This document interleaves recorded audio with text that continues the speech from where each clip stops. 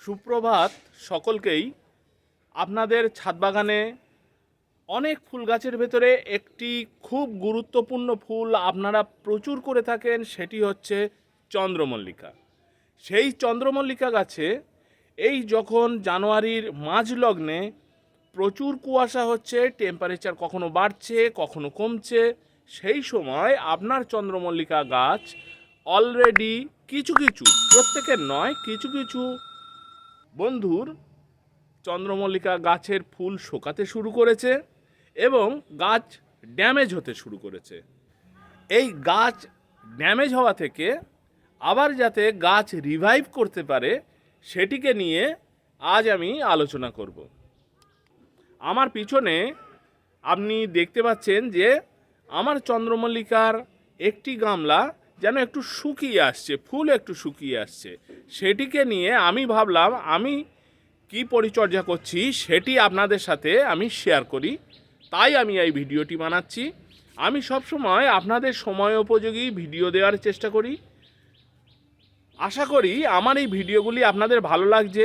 যদি ভালো লাগে একটি লাইক দেবেন, আর আমার চ্যানেলে যদি নতুন হয়ে থাকেন তাহলে সাবস্ক্রাইব করে রাখুন। যদি কোনো প্রশ্ন থাকে অবশ্যই কিন্তু আমাকে কমেন্টে জানাবেন। যাই হোক, আমরা টপিকে ফিরে আসি। দেখুন, এখানে আমার চন্দ্রমল্লিকা গাছের একদম ফুল ঝকঝকে রয়েছে, কত সুন্দর ফুল হয়ে রয়েছে। কিন্তু এই যে গামলাতে দেখুন, এই চন্দ্রমল্লিকা গাছে এই ফুলগুলি যেন আস্তে আস্তে শুকিয়ে আসছে। তার কারণ গাছ একটি স্বাভাবিক ছন্দে যেমন ফুল উৎপাদন করে, ঠিক তেমনি একটি নির্দিষ্ট সময়ের পরে এই সমস্ত ফুলগুলি শুকিয়ে যাবে। আর একবার ফুল শুকাতে শুরু করলে গাছ কিন্তু আর নতুন করে কুঁড়ি স্বাভাবিকভাবে নিয়ে আসে না। কিভাবে আবার গাছকে আমি রিভাইভ করাতে পারবো? আশা করি আমার এই ভিডিওটি আপনারা পুরোটা দেখবেন, স্কিপ করে দেখবেন না। স্কিপ করে দেখলে অনেকগুলি গুরুত্বপূর্ণ কথা বাদ চলে যায়। আপনারা একটু ধৈর্য ধরে পুরো ভিডিওটা দেখুন, দেখবেন এই ভিডিওটা আপনাদের অনেক উপকারে লাগবে। এই যখন শীত কমতে থাকে এবং ফুল যখন শুকাতে থাকে, এই সময় আপনাদের কতগুলি কমন প্রবলেম নিয়ে আমি বলছি। দেখুন, এখানে কিছু কিছু কুঁড়ি ফোটেনি, কিন্তু এই কুঁড়ি শুকিয়ে আসছে। এটিকে নিয়েও আলোচনা করব, এর কারণ কি সেটিও বলবো। দেখুন, এই যে ফুলগুলি শুকিয়ে এসছে, বীজ রাখার জন্য আপনার মায়া করে সব এই ফুল রাখার দরকার নেই। এই ফুলগুলিকে সব বাদ দিতে হবে।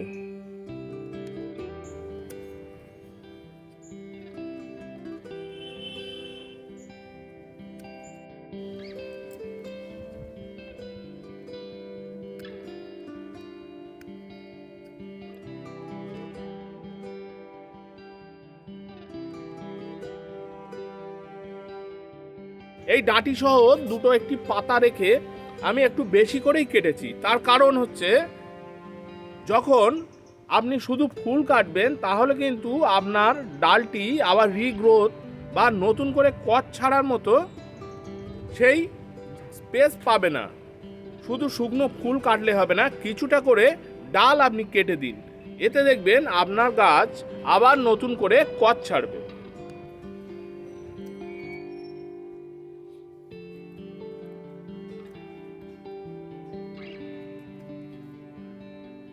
সব আমি কেটে দিয়েছি, এমনকি বেশ কিছুটা গাছের ডাঁটা সহ আমি কেটে দিয়েছি।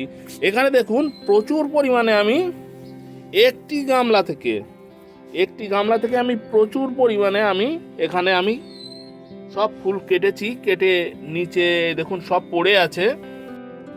এই গাছ আমি তো শুধু একটি গামলা থেকে এই পরিমাণ ডাল আমি কাটলাম। আপনারা যত্ন করে ফুল গাছ করেন ঠিকই, কিন্তু ফুল গাছ পরিচর্যার জন্য আপনাকে তার ডাল ছাঁটাই করতেই হবে। ডাল ছাঁটাই করলে আপনার ফুল গাছের ক্ষতির পরিবর্তে গাছের বৃদ্ধি ভালো হবে। এই যে চন্দ্রমল্লিকা গাছ, এই চন্দ্রমল্লিকা গাছ আমার গত বছরের মাদার গাছ। ফুল হচ্ছে নভেম্বরের শুরু থেকে। তাহলে চিন্তা করুন, নভেম্বর, ডিসেম্বর, জানুয়ারির আজকে অর্ধেক ওভার হয়ে গেছে। আজকে খুব সম্ভবত জানুয়ারি 20 তারিখ। যাই হোক, এতদিন ধরে একটানা ফুল দিচ্ছে। আপনারা অনেকেই খেয়াল করছেন যে এই ধরনের কুঁড়িগুলি ফোটেনি কিন্তু শুকিয়ে আসছে। তার কারণ কি? তার কারণ হচ্ছে এখানে পোকার আক্রমণ হয়েছে। ভিডিওটি পুরোটা দেখতে থাকুন। এই পোকার আক্রমণ কিভাবে দমন করা সম্ভব সেটিকে নিয়েও আমি আলোচনা করব। আপনারা এই ধরনের প্রবলেম অনেক সময়ই আপনারা ফেস করে থাকেন। গাছে কুঁড়ি এসছে, কুঁড়ি ফুটছে না, এবং যা বা ফুটছে এক সাইড থেকে ফুটছে, তার মানে কুঁড়িতে কিছু প্রবলেম আছে। এই যে প্রবলেম, এটি গাছের ফুলের ক্ষেত্রে একটি কমন প্রবলেম। এই প্রবলেম কিভাবে আপনারা সলভ করবেন? এই প্রবলেম হয় পোকার কারণে। এই পোকা গাছের ওই যে কুঁড়ির নরম অংশটা খেয়ে ফেলছে, সেই কারণে ফুল খারাপ হয়ে যাচ্ছে। এই প্রবলেম থেকে আমরা কি করে নিস্তার পাবো? এই ধরনের প্রবলেমের একটি রামবাণ ওষুধ আছে, মানে আপনি ব্যবহার করলেই আপনি বুঝতে পারবেন যে আপনার গাছের সমস্ত কুঁড়ি এবং ফুল ঠিক হতে শুরু করবে। কিন্তু ঘন ঘন সেই ওষুধটি ব্যবহার করা যায় না। এটি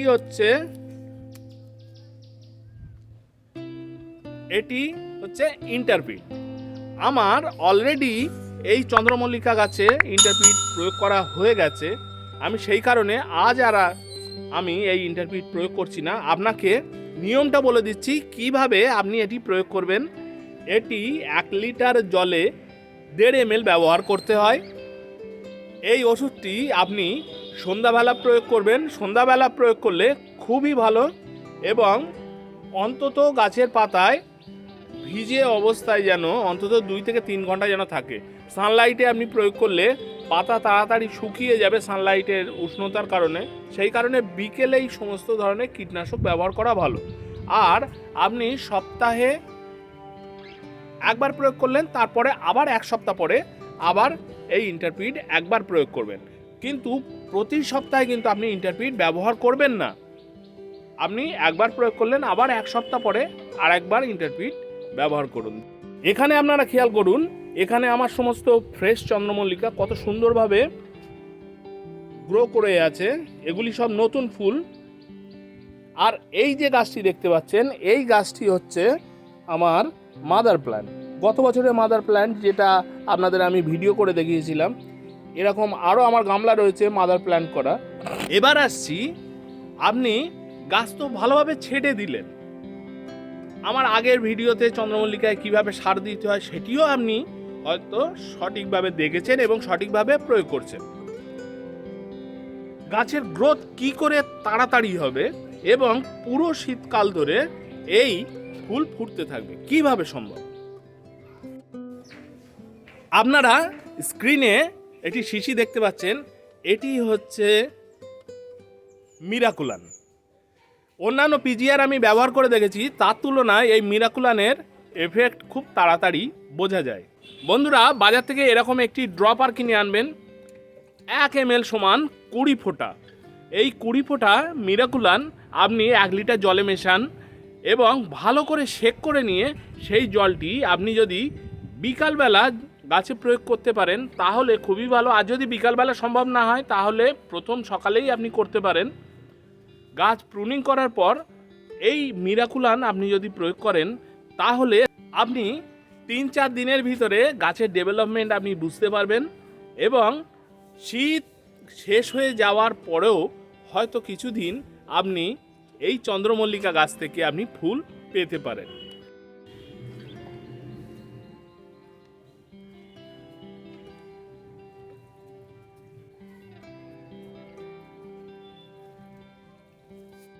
এই মিরাকুলান একটি দুধের মতো একটি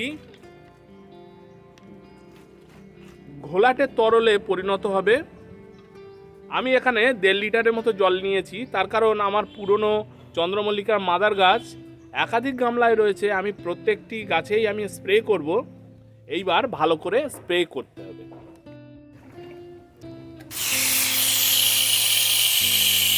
এইভাবে ভালো করে আপনি আপনার চন্দ্রমল্লিকা গাছ ধুয়ে দিন। এই পিজিআর গাছের ডেভেলপমেন্টের ক্ষেত্রে খুব উপযোগী।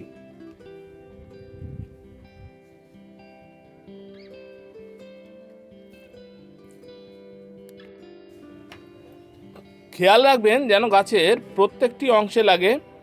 এখন সূর্য উঠে গেছে, আমি সেই কারণে এই গাছকে আমি এখন ছায়ায় রেখে দেব, যাতে অন্তত করে 1.5 থেকে 2 ঘন্টা যেন এই পাতা দিয়ে এই পিজিআরের যে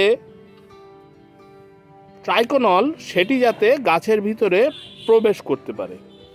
ধৈর্য ধরে আমার ভিডিওটি পুরোটা দেখার জন্য আপনাকে অশেষ ধন্যবাদ। যাই হোক, আমার ভিডিওটি আপনাদের যদি উপকারে লাগে তাহলে আমি সবচেয়ে খুশি হব। সবুজে ভরে উঠুক এই পৃথিবী, এই আশাই করি, এই আশা নিয়ে আমি ভিডিও বানাই। আমার ভিডিওতে অবশ্যই কিন্তু একটি লাইক দেবেন। আজ তাহলে এই পর্যন্তই, টাটা।